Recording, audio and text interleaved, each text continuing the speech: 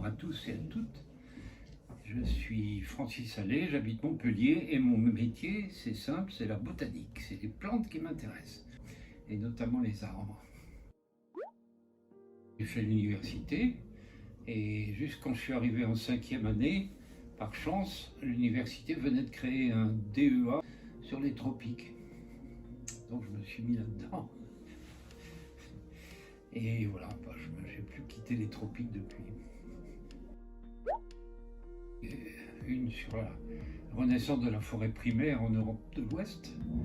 Il s'agit de faire revenir une forêt primaire près de chez nous, voilà, entre la France et un pays limitrophe. C'est un projet transfrontalier parce que c'est un projet européen.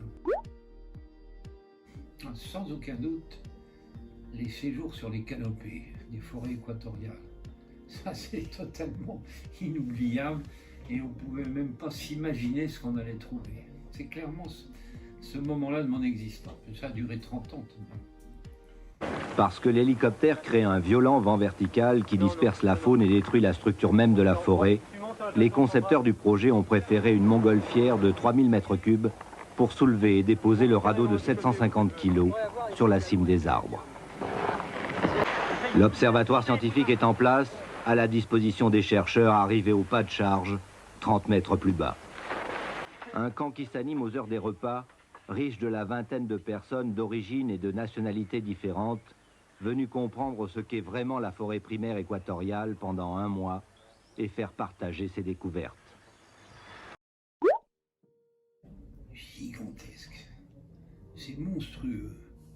Non mais réellement, ça m'angoisse parce que je me dis que si on continue à ce rythme-là, on va vivre dans un égout, rapidement. Il y a déjà des pays où c'est commencé. Non, c'est très très inquiétant. C'est pour ça que il faut vraiment changer de méthode, changer de technique et faire appel à des idées qu'on n'avait pas avant. C'est le cas de ma forêt primaire. On a pensé qu'on pouvait s'en passer de ces trucs-là, mais c'est dommage, c'est vraiment de ça qu'on a besoin. Si on veut que la dégradation de notre environnement s'arrête, il va falloir nécessairement changer nos mœurs. C'est dans la tête, hein. Ça va pas être commode, parce que c'est un vrai changement dans la mentalité des gens.